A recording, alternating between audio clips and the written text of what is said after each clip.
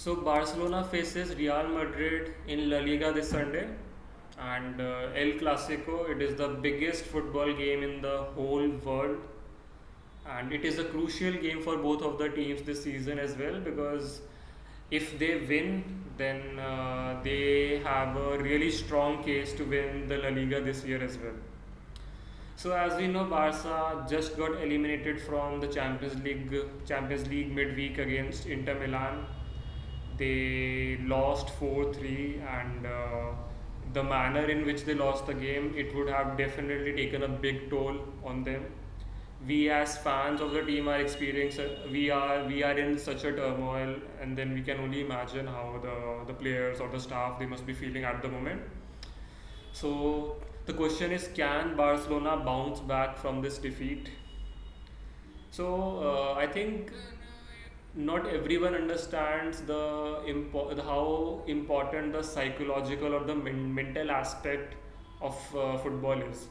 You need to be mentally or psychologically strong as well as you should definitely have the physical capabilities. You should have the technical abilities, but the mental strength is equally important.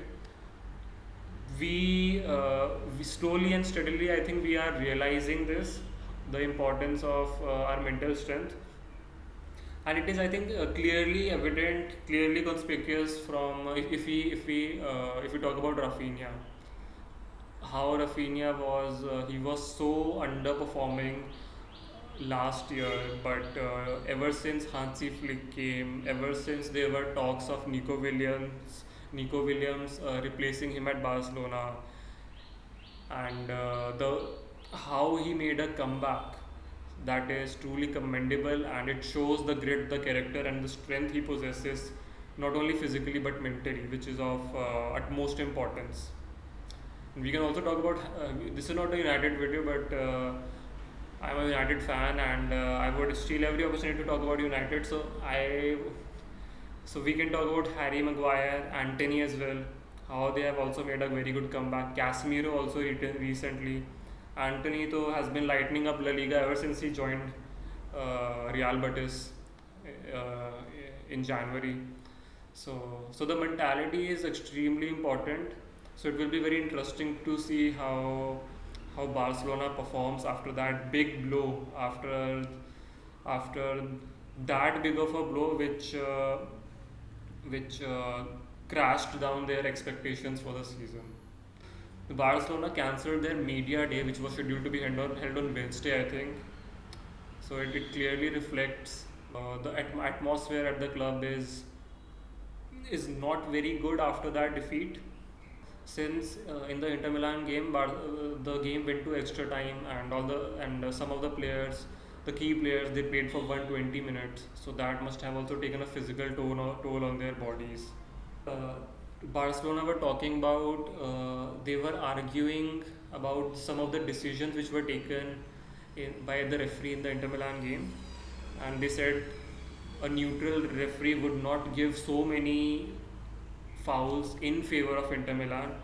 But I that to be honest, ridiculous, because I remember there was an incident at the end of the first half when Inter Milan had the ball and they had a very good opportunity to score. Actually, they were only a single pass away from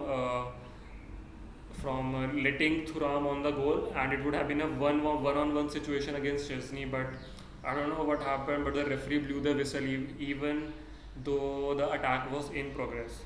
So that was very unfair for Inter Milan. They were also protesting about it. So, and then Barcelona, after the defeat, they comes on in front of the cameras to argue that the refereeing decisions were not impartial. So I don't think it is a valid argument, to be honest. But if you want to talk about La Liga, in which shortly I have there have been a lot of cases where uh, fouls have been given against Barcelona unfairly. So I agree with them on those cases, but against Inter Milan, I saw the full match, and I strongly disagree with what they had to say. Now talking about Real Madrid, So Barcelona, as we know, they had a midweek game, UCL game, but Real Madrid they have had a full week rest. They last faced Celta Vigo on Sunday, which they won 3-2. And Arda Güler was the extraordinary performer of that game. He got a goal and an assist. And Mbappe was also on the score sheet. He scored twice. Now Mbappe, he has scored 36 goals in his debut season for Real Madrid, which now he is only one shot of becoming the top scorer in his debut season for Real Madrid. So Mbappe is already setting up records in his first season with Real Madrid. Also, he is very close in the Golden Boot race for La Liga.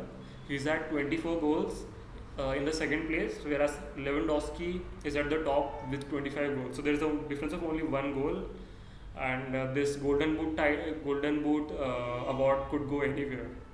There was news that Ancelotti is going to leave Real Madrid at the end of the season, and Xabi Alonso is going to take over. So this begs the question: is this news going to affect the game on Sunday? I think it will affect, and it can have a positive effect for Real Madrid, because since it will be a last El Clasico for Carlo Ancelotti, so the players need to give their everything to get their boss a decent, happy send off, a send off with a La Liga title. So this can give them a little extra push, extra motivation, but of course, it is not the biggest factor, but still. Now on to Barcelona. Barcelona haven't lost in their last 15 games in La Liga. They have won 12 and they have drew 3. And Balde has returned to training, but I don't think he will start the game tomorrow, because firstly he has just returned. He has returned to training a few days ago, and I don't think Flick would want to put him in the starting lineup so quickly and against Real Madrid. So Gerard Martin would most probably start, and also Gerard Martin had a very good game against Inter Milan. He had 2 assists, and he was also in the team of the week of UCL. Lewandowski is also back, and he'll most probably be replacing Ferran Torres. So more or less, I think the 11 which was put against Inter Milan, the same 11 would be playing against Barcelona, except Araujo in place of Inigo, and Lewandowski in place of Ferran Torres. So the last few fixtures between these two teams were all in favor of Barcelona. Barcelona defeated Madrid at Bernabeu 4-0. Then they defeated them in the Supercopa final 5-2, and then they thrashed them in the Copa del Rey final last month only 3-2, where Jules Koundé scored that banger of a goal in the last few minutes of the game. So as it stands,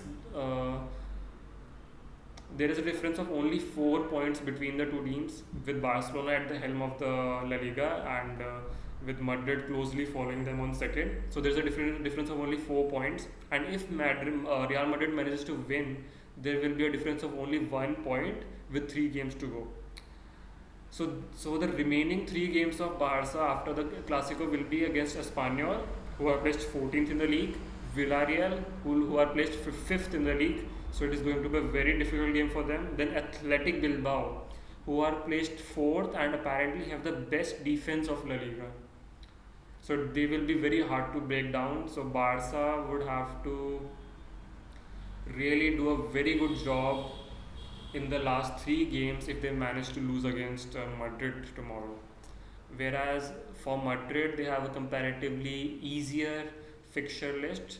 After their Clásico, they face Mallorca, who are 10th, Sevilla 16th, and then Real Sociedad, who are 11th in the La Liga table. So it will be a very interesting game of football. We'll see a very interesting matchups: Pedri against Bellingham, Lamine Yamal, Vinicius, Jude Bellingham, all the best players in the world competing against each other, and it will be a very exciting match, and I can't wait for it to get started.